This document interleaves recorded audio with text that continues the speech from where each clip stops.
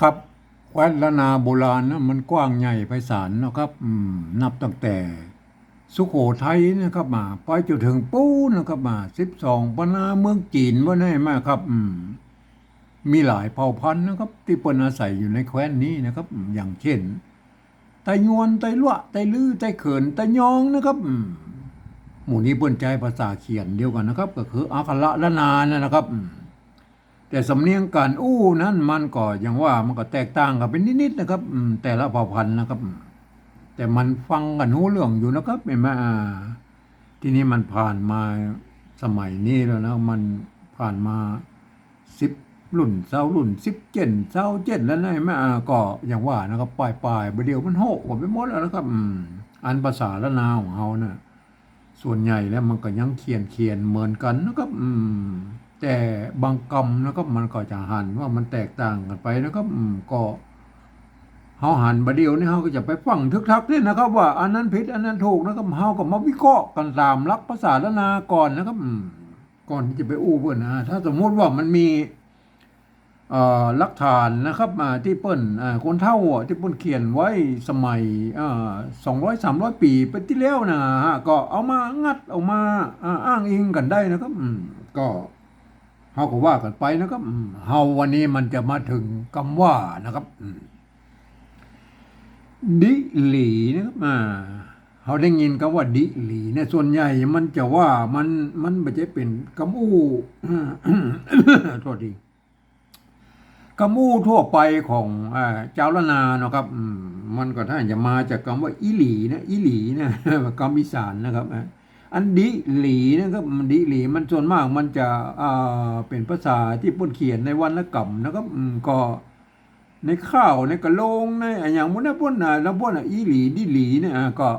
สุดแล้วแต่นะครับก็เฮาก็ลองมาสะกดเขียนดูนะครับตามภาษาละนานะครับเมื่อมันมาเป็นใจในภาษาละนาแล้วเขาก็มาสะกดเขียนดูนะครับดิหลีนะครับดิดิดิมันก็ใจตัวดานะครับดาไม่กี่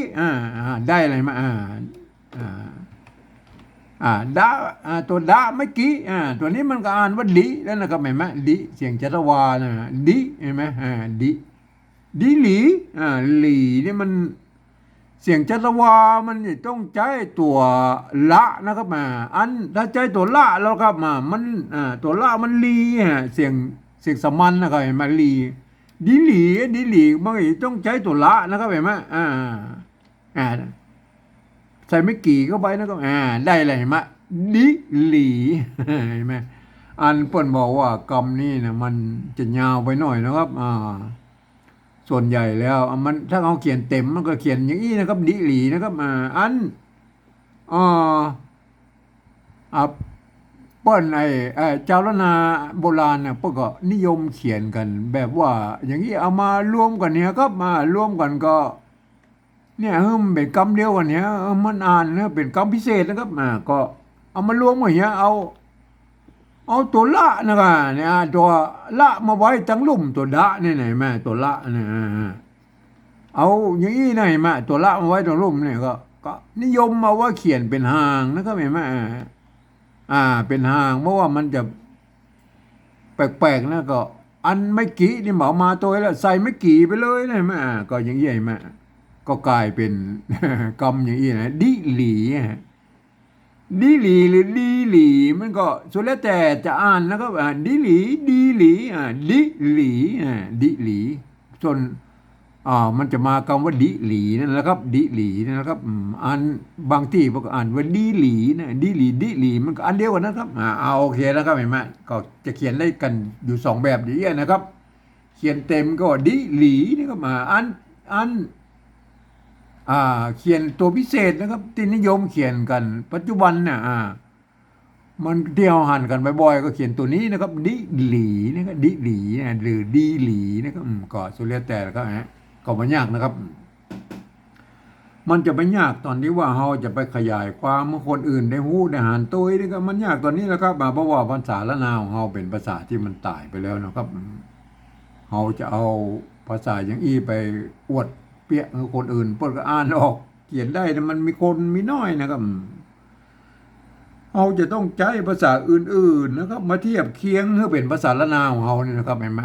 ภาษาที่มันใกล้เคียงภาษาละนาของเราหน่อยก็คือภาษาไทยนะครับภาษาไทยเพราะว่ามันเกิดมาจากที่เดียวกันนะครับก็คือพ่อของรามคำแหงนะครับก็ที่เดียวกันนะครับผมเองผมได้ใช้หลักการของสภาวัฒนธรรมมหาวิทยาลัยเชียงใหม่นะครับในการปริวัติภาษาเนี่ยเปิ้นบอกว่านะครับเปิ้นตกลงกันมาเมื่อปลายปี28นะครับเปิ้นตกลงกันว่า การที่เอาภาษาไทยเนี่ยมาสะกดเขียนภาษาละนาเนี่ยหรือที่เปิ้นฮ้องว่าปริวัตินั่นนะครับก็ทำได้อยู่3แบบหรือ3รูปแบบนะครับก็คือแบบที่1นั่นน่ะเปิ้นจะเอาไว้บันทึกเอกสารสำคัญหรือลักษณ์ศิลาจารึกในโบราณอะไรมาอย่างเปิ้นจะเอาภาษาไทยเนี่ยมาเทียบเอามานื้อได้ทุกอักขระทุกไม้ทุกเครื่องหมายนะครับแม้กระทั่งไม้กงไม้กังไลไม้อย่างเปิ้นเอามาหมดนะครับสปะสเปดนะครับ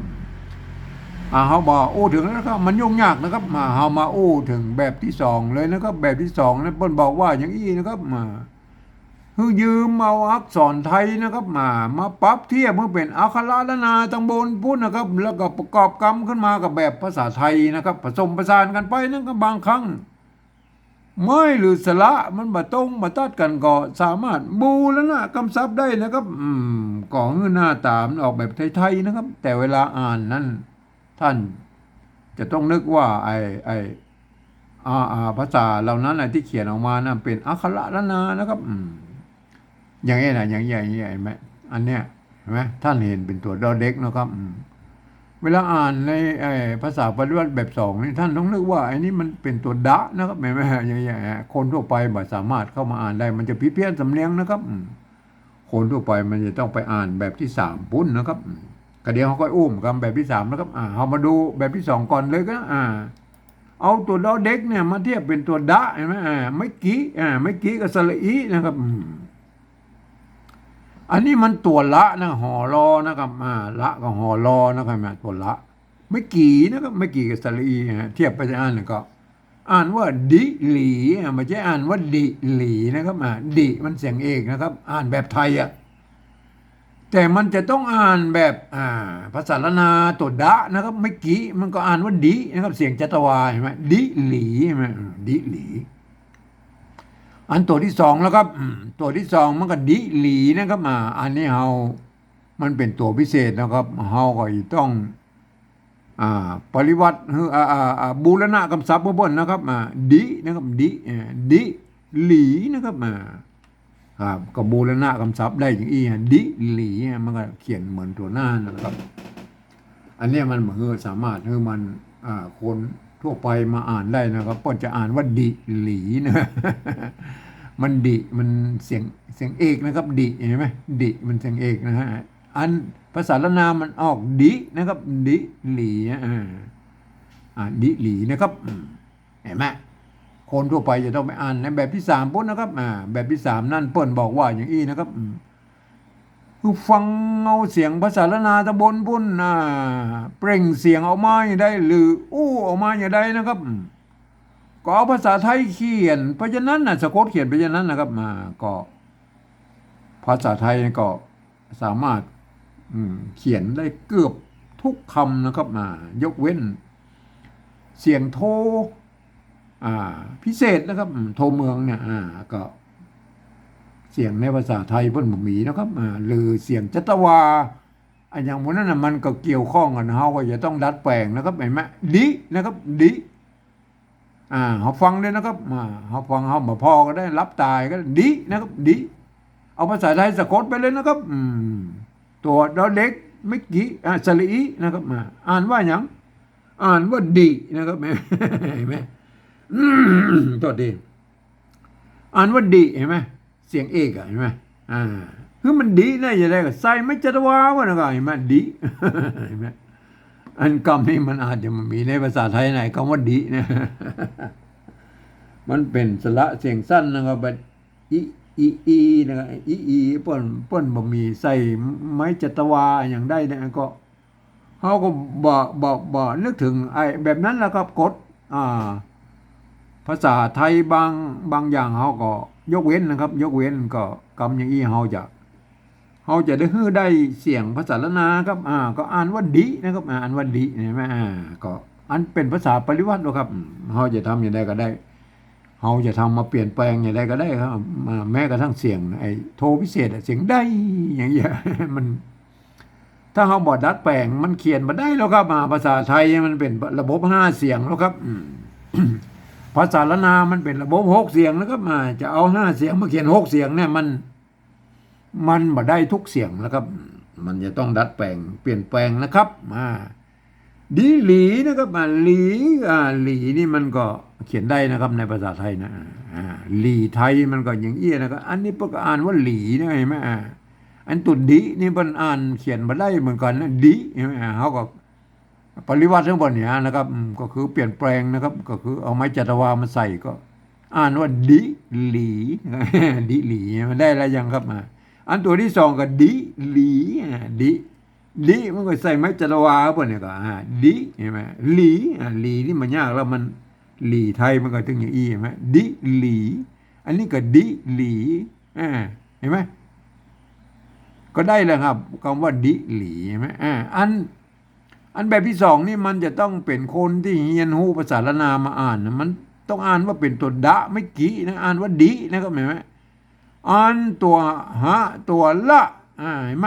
เป็นตัวละเห็นไหมไม่กี่ก็อ่านว่าหลี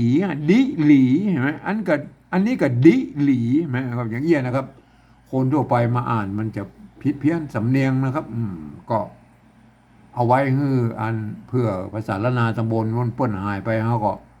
ปริวัติแบกกลับไปเป็นภาษาละนาได้แต่อันนะครับอันจุดประสงค์ของไอ้แบบที่สองนี่นะครับอันภาษาละนาของเราก็นิยมเขียนกัน2 แบบอย่างอี้นะครับส่วนประเดี๋ยวนี้มันก็จะเป็นตัวพิเศษอย่างอี้มากกว่านะครับตัวไอ้เต็มอย่างอี้เพิ่นมันนิยมเขียนกันนะครับเห็นไหมก็สุดแล้วแต่นะท่านจะเขียนแบบใดก็ได้นะครับก็เอาไปพิจารณากันนะครับวันนี้ผมขอบรรยายเพียงแค่นี้นะครับ